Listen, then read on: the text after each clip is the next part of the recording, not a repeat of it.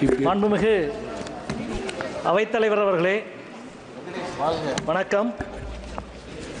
ஒரு காலத்தில் ரயில்வேக்கென்று ஒரு பட்ஜெட் இருந்தது. நாடாளுமன்றம் அதை விவாதித்தது, நாட்டு மக்களும் அதை விவாதித்தனர். இன்று ரயில்வே பட்ஜெட் இல்லை. அரசாங்கங்கள் பட்ஜெட்டில் சில துறைகளுக்கான நிதியை ஒழித்து கட்டும். ஆனால் ஒரு பட்ஜெட்டையே ஒழித்து கட்டிய பெருமை பாஜக அரசாங்கத்தை சாரும்.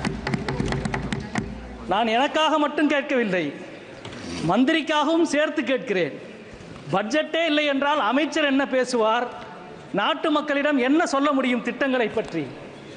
நீங்கள் யோசித்து பாருங்கள். 6 மணி நேரம் விவாதத்துக்கு ஒதுக்கப்பட்டிருக்கிறது. ஆனால் 6 நாளுக்கு ஒரு விபத்து நடந்து நாடே விவாதித்து கொண்டிருக்கிறது ரயில்வே துறையை பற்றி. எவ்வளவு வேதனையோடு இங்கே நாம் பகிர்ந்து கொள்ள வேண்டியிருக்கிறது. கடந்த 13 நாட்களில் 9 விபத்துக்கள் நடந்திருக்கிறது. ஜூலை 18 துவங்கி ஜூலை 30 வரை. ஆனால் பொது பட்ஜெட்டில் கவச்சந்திரம் பற்றிய ஒரு சொல் கூட இல்லை. அதை அவுட் சோர்சிங் செய்யாமல் ரயில்வே துறை S&T டிபார்ட்மெண்ட் மூலம் அதை உருவாக்கலாம். அந்த முயற்சிகளை மேற்கொள்ள வேண்டும். ஆனால் இங்கே தலைகீழாக நடந்து கொண்டிருக்கிறது. நாம் மேம்படுத்தப்பட்ட பயணத்தை பற்றி விவாதிக்கவில்லை என்றால் நாடு விபத்தின் கோர மரணங்களை பற்றி தொடர்ந்து விவாதித்து கொண்டே இருக்கும். இங்கே நாம் எதை அனுமதிக்கப் போகிறோம்? மிகுந்த வேதனை என்னவென்றால், ரயில்வே துறையினுடைய பிங்க் புக் ஒவ்வொரு மண்டலத்திலும் எவ்வளவு நிதி ஒதுக்கீடு செய்யப்பட்டிருக்கிறது, அகல ரயில் பாதைக்கு எவ்வளவு, இரட்டை பாதைக்கு எவ்வளவு, மின்மயமாக்கலுக்கு எவ்வளவு என்ற விவரம் பிங்க் புக்கில் தான் இருக்கும். பிங்க் புத்தகம் பொது பட்ஜெட்டுக்கு அடுத்த நாள் இதுவரை வெளியிடப்படும். ஆனால் இன்றைக்கு வரை ரயில்வே துறையின் பிங்க் புக் வெளியிடப்படவில்லை. ரயில்வே துறையினுடைய அதிகாரிகளை அழைத்து பேசினால் சொல்கிறார்கள், ஆகஸ்ட் 12க்கு பிறகுதான் நாங்கள் வெளியிடுவோம் என்று சொல்கிறார்கள். அதாவது இந்த கூட்டத்தொடர் முடிந்த பிறகுதான் பிங்க் புக் வெளியிடப்படும் என்று சொல்கிறார்கள். மிக அதிர்ச்சியாக இருக்கிறது. இதற்கான காரணத்தை மாண்புமிகு அமைச்சர் இந்த அவையிலே தெரிவிக்க வேண்டும் என்று நான் நினைக்கின்றேன். ஆவணத்தை வெளியிடாமலேயே எதை பற்றி விவாதிப்பது? மிகுந்த வேதனையாக இருக்கின்றது. நீங்கள் எங்களுக்கு சந்தேகமாக இருக்கிறது. பிங்க் புக் ரயில்வே வரலாற்றில் இதுவரை இத்தனை நாள் வெளியிடாமல் இருந்ததில்லை. இப்பொழுது இது ஏன் நடக்கிறது? இங்கே மூத்த உறுப்பினர் அண்ணன் செல்வ கணபதி அவர்கள் தமிழ்நாட்டினுடைய ரயில்வே திட்டங்களை பற்றி பேசினார். தமிழ்நாட்டினுடைய 10 ரயில்வே திட்டங்களுக்கு கடந்த பல ஆண்டுகளாக புதிய ரயில்வே வழித்தடத்திற்கு 1000 ரூபாய் மட்டுமே ஒதுக்கப்பட்டது. தொடர்ந்து அதை இந்த அவையிலே நாங்கள் பிரச்சனை கிளப்பியிருக்கிறோம். போன ஆண்டு 100 கோடி 150 கோடி ஒதுக்கப்பட்டது.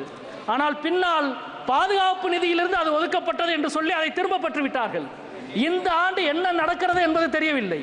ஒருவேளை ஏற்கனவே பொது பட்ஜெட்டிலே செய்த அநீதியை தமிழ்நாட்டுக்கு ரயில்வேயிலும் செய்யப்பட்டிருக்குமோ என்று நாங்கள் அச்சப்படுகிறோம். அந்த அச்சம் பொய்யானது என்று அமைச்சர் சொன்னால் எங்களுக்கு மகிழ்ச்சி.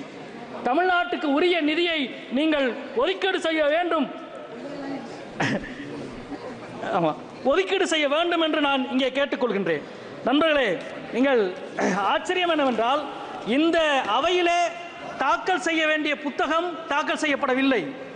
ஆனால் தேர்வு அறையிலே தாக்கல் செய்ய வேண்டிய வினாத்தாள்கள் 10 நாளைக்கு முன்னாடியே வெளியாகிறது. விசித்திரமான ஒரு அரசாக இந்த அரசு நிகழ்ந்து கொண்டிருக்கிறது. இந்த அவையில் உங்கள் மூலமாக நான் மாண்புமிகு அமைச்சர் அவர்களை கேட்டுக்கொள்கிறேன். தென்னக ரயில்வேயினுடைய மிக முக்கியமான டிவிஷன் மதுரை டிவிஷன். மதுரையினுடைய போக்குவரத்து நெரிசல் உங்கள் எல்லோருக்கும் தெரியும். மிக கடுமையான போக்குவரத்து நெரிசல். திருவனந்தபுரத்துக்கு பேட்டை ரயில் நிலையம் இருப்பதைப் போல சென்னைக்கு சென்ட்ரல் எக்மோர் இருக்கிறது. அது போக தாம்பரம், ராயபுரம் இப்பொழுது புது முனையமாக விஸ்தரிக்கப்பட்டுக் கொண்டிருக்கிறது. அதே போல மதுரையை கூடல் நகர் முனையத்தை புது முனையமாக அறிவிக்க வேண்டும் என்று மாண்புமிகு அமைச்சர் அவர்களை கேட்டுக்கொள்கிறேன். அங்கே போதுமான நிலம் முழுமையாக இருக்கிறது. அதே போல தூத்துக்குடியினுடைய துறைமுகம், பல சிமெண்ட் ஆலைகள், இதன் மூலமாக கடுமையான போக்குவரத்து நெரிசல் சரக்கு வண்டிகளால் மதுரை முனையத்திற்கு ஏற்பட்டிருக்கிறது, மதுரை சந்திப்புக்கு. அதற்காக ஒரு புதிய பைபாஸ் உருவாக்கப்பட வேண்டும். சோழவந்தான் செக்கானூரின் வழியாக செவரக்கோட்டையிலே போய் சேருகிற புதிய பைபாஸ் உருவாக்கப்பட்டால் 27 கிலோமீட்டர் மிச்சமாகும் என்பதை இந்த நேரத்திலே நான் தெரிவித்துக் கொள்கிறேன். அதே போல மிக முக்கியமாக ஏற்கனவே உறுப்பினர்கள் குறிப்பிட்டதைப் போல மதுரை அருப்புக்கோட்டை தூத்துக்குடி சர்வே முடிந்துவிட்டது, அதற்கு நிதி ஒதுக்க வேண்டும். அதே போல மாண்புமிகு அமைச்சரை நான் மிக பணிவோடு கேட்டுக்கொள்வது, மதுரை, மேலூர், திருப்பத்தூர், காரைக்குடி புதிய வழித்தடம் பல ஆண்டுகளாக சொல்லப்பட்டு கொண்டிருக்கிறது. அதற்கு ஒரு டோக்கன் அமௌண்ட்டாவது நீங்கள் ஒதுக்கீடு செய்ய வேண்டும். ரயில்வே அமைச்சருக்கு ஒரு பட்ஜெட்டே வேண்டும் என்று நான் கேட்டுக்கொண்டிருக்கிறேன். எங்களுக்கு ஒரு டோக்கன் அமௌண்ட்டாவது நீங்கள் ஒதுக்கீடு செய்ய வேண்டும் என்பதை நான் இந்த நேரத்தில் கேட்டுக்கொள்கிறேன்.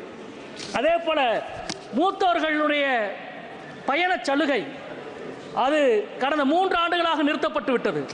6 கோடி பெரியவர்கள் ரிசர்வ் பண்ணியும் 6 கோடி மூத்த குடிமக்கள் அன்ரிசர்வ்லும் பயணப்பட்ட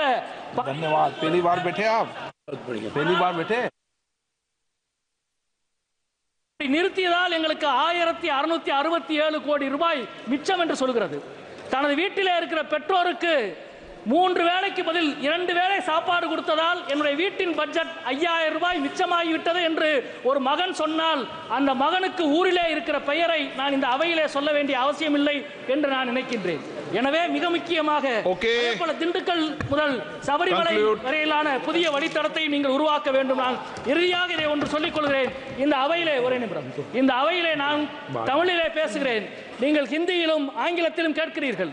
இதே போல பயணச்சீட்டு வாங்குகிற ஒவ்வொரு பயணியும் மொழிபெயர்ப்பாளரோடு போய் டிக்கெட் கவுண்டரிலே நிற்க முடியாது. காரணம், அவ்வளவு டிக்கெட் கவுண்டர்களிலும் ஹிந்தி தெரிந்தவர்கள், தமிழ் மொழி தெரியாதவர்கள் இன்றைக்கு ரயில்வேயிலே இருக்கிறார்கள். எனவே ரீஜனல் ரெக்ரூட்மெண்ட்டை RRB உறுதி செய்ய வேண்டும் என்று மாண்புமிகு அமைச்சர் அவர்களை கேட்டுக்கொள்கிறேன். குறிப்பாக தமிழ்நாட்டுக்கான திட்டங்கள், இந்தியாவிலேயே அதிக நகர்மயமாக்குற ஒரு மாநிலம் தமிழ்நாடு. சென்னை, கோயமுத்தூர், திருச்சி, மதுரை, ஓசூர், தூத்துக்குடி, திருநெல்வேலி என்று 10க்கும் மேற்பட்ட நகரங்கள் இருக்கிறது. எனவே உள்கட்டமைப்பு மிக முக்கியமானது, அதில் ரயில்வேயின் பங்கு மிக முக்கியமானது. எனவே நீங்கள் தமிழ்நாட்டை வஞ்சிக்க கூடாது, உரிய நிதி என்று கேட்டுக்கொள்கிறேன். நன்றி, வணக்கம். சன் நியூஸ் வாட்ஸ்அப் சேனலை ஃபாலோ செய்யுங்கள். QR கோடை ஸ்கேன் செய்து சன் நியூஸோடு இணைந்திருங்கள்.